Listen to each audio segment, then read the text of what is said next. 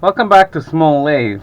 If you follow the channel, you know that I'm trying to reuse old tubes and also other things. So this is a cream jar. It's full of grease. And basically, this is a grease toothpaste. Oh, sorry, that's acrylic. So this is an acrylic seal filled toothpaste, and this is grease filled toothpaste. I just didn't read my own handwriting. Oh, it happens. Right, so about 16, 17 years ago, I bought some grease from a local shop. They sold it in half a kilo, 1 pound containers. Actually, I do have the container. So this is the original container. And as you can see, it cost me 27.8 shekels to buy this entire stuff. But today, which is pretty much done, these days I wanted to buy another one, and they said, well, it's about the same price, but for a small tubing, like this sort of tube. And I said, well, that's not acceptable. So this came into play. This is a fairly long tube, about half a kilo. Says 400 grams. I'm not gonna complain about that. This is multi-use. It says multi-use grease. I'm thinking this is a really, really annoying applicator. So, what do? We find tubes for that. So my wife donated these. Let's get these out of the way. And we got 1 and 2.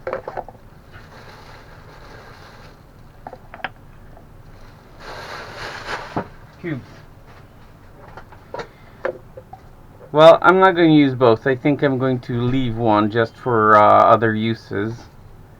Okay, as much as I wanted it cleaned, I didn't clean it thoroughly. I see now. Well, there we go.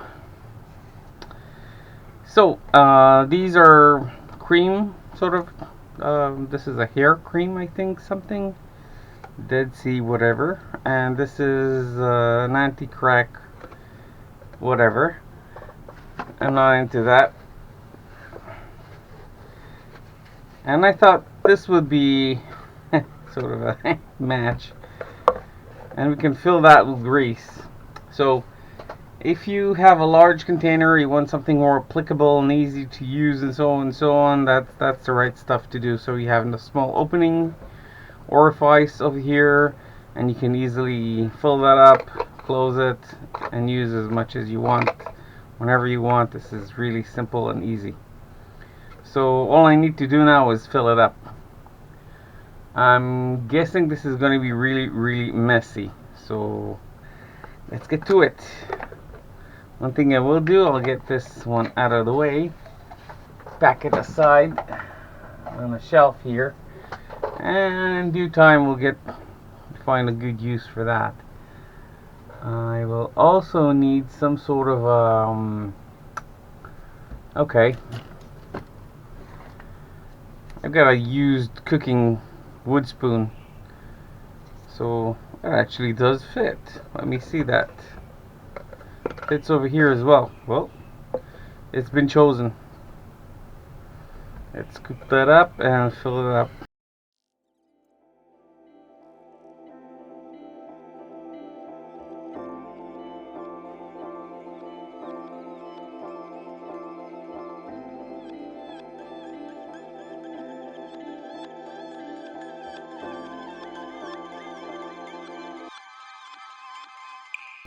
By tapping it.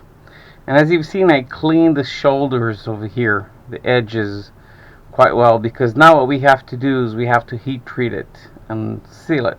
These are actually pliers for my dad, and I'm going to use these to seal the ends properly. And the way to do that is to apply a little bit of heat.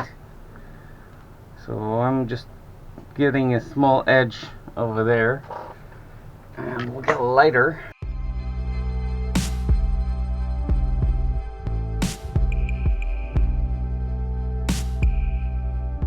Now there goes a problem. Wherever we get grease leaking out of the hole, A hole, any hole, doesn't matter. We're not gonna get a good seal. So you can see we got a leak over there, right over there. So now it's actually more problematic because we gotta clean it and get it in there. It's gonna be a bit harder to get it clean from the inside, which is again a problem. So we'll just keep trying to seal this off. Again, we're getting leaks. Now we're getting a leak over here. So I expected these leaks, so I'm not surprised. This is not an easy process. Of course, when a machine does it, it goes a lot faster. Now I'm applying a considerable amount of force. You can see the marks left by the plier. And no. It's not. We got a serious... Where do we get the leak? Oh, over there. Okay. So don't be despaired. You know that you're not gonna get anywhere near a factory seal using this method. I could heat the plier and just get it to lock, but actually the most important part is not to do what I did and get greedy, because I just got too greedy and filled it to the brink. I should have left a void. I always remind myself not to do that, and eventually that's exactly what I do. So try not to repeat my mistakes. So I just squeezed it tight, trying to make sure there's nothing in here except plastic, and let's try and reheat it. Another solution, by the way, is to try and get some hot melt. If the hot melt binds to the plastic you're using, to the tube you're using quite well, and you can try just to apply a small dot and see if it binds. And you can just fill the brim with hot melt and just lock it like that. It's going to be a nice seal. A moment of truth. I'll just cool it off first with some alcohol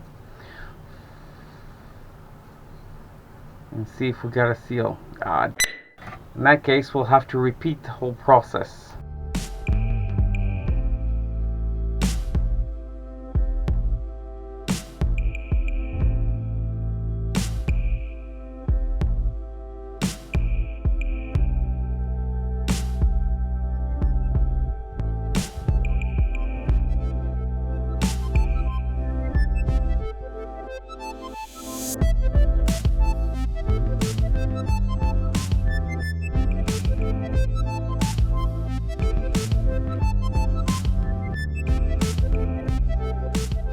That's it. It's holding. I'm applying pressure here. Not too much, obviously, because I don't want to apply too much pressure and breach it. After all, this is a thin line of sealant, heated material, and I want to breach most of the material, getting it out through here. So, but it holds, and that's the bottom line. It does hold.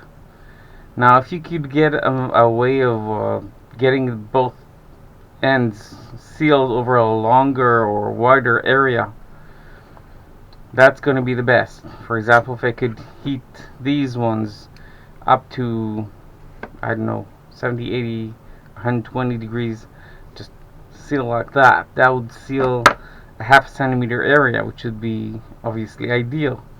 Right now we have about a millimeter thick area that's nicely sealed, and that's about it. But it will hold. That's the whole point. It holds, and when you need to redo that, all you got to do is just chop it, cut it, refill, seal, and that's it. And as you can see, if you're not too greedy and you're not filling up to the end, that's going to be doing quite well. So all there is left to do is to write.